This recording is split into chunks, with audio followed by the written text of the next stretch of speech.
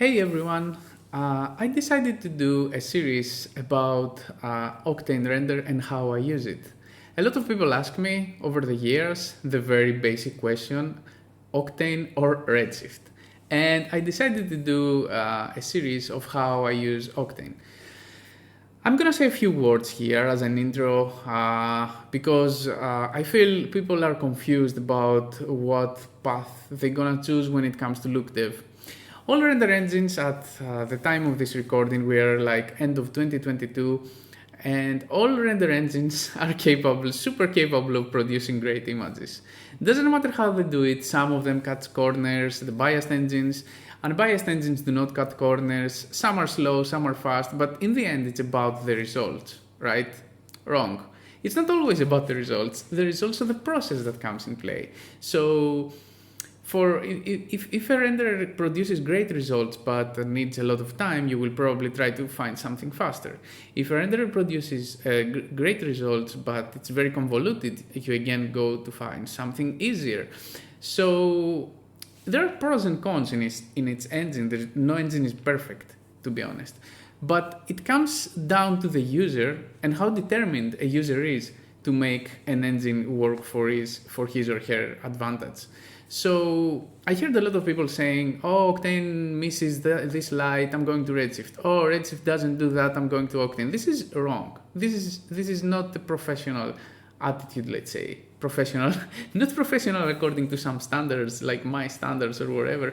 But if you guys want to be 3D artists, you have to make a lot of patience and you have to insist and you have to do workarounds.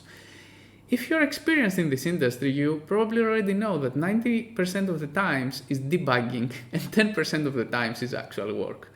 New people do not understand that many times. They think that because they don't know things, that if something breaks just a little, it's an excuse to jump ship. Same with software. I'm jumping from Cinema 4D to Blender, from Blender to Houdini or whatever. No, just insist.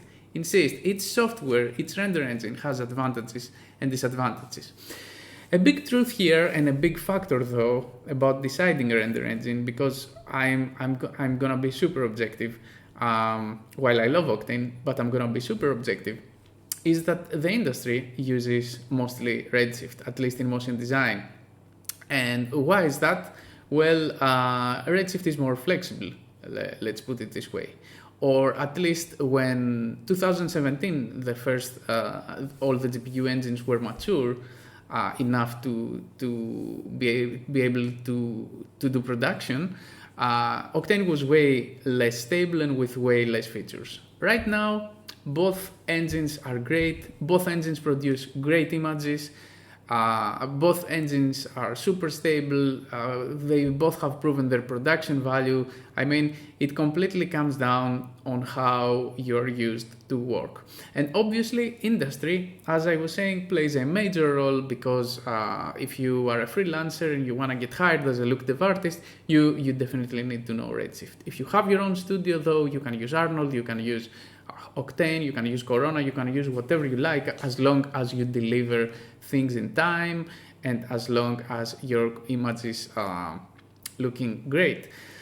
Lastly, I want to also say that as 3D artists, we are not, actually, let's not use the word artists, I don't like it, let's use the word designers. As designers and art directors and technical people, we need to be aware of how software work and how Windows work and how Macintosh work. I mean, I read a lot of people that they think that they're having crashes with one engine or the other, and it's because they don't know how to install proper drivers. It's because they don't know basic things.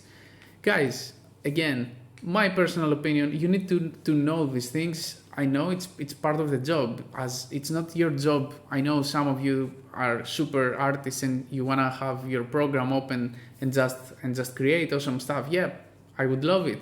But same time, I'm debugging my computer. I'm debugging my Wacom tablet. I'm debugging Octane when it crashes. I'm debugging Redshift when it crashes. Cinema 4D. It's not a simple thing to be a CG artist, a 3D artist.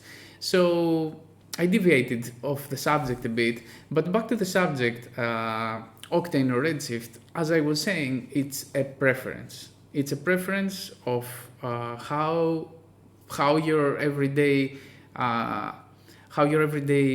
job is with one engine over the other, how fast you work, what results you deliver, and obviously if you are in a studio environment, what render engine the studio uses.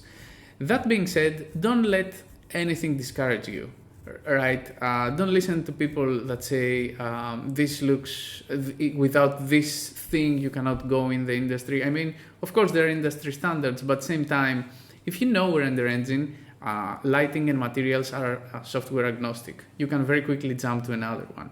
So that being said, and apologies for the long introduction, but I just want to say a few words among showing only stuff, because as I said, I had a lot of people asking me all the time why I use Octane and I don't use Redshift. So in this series, I'm gonna show you how I use Octane to my advantage, how to keep Octane stable, and how to create some cool looking renders.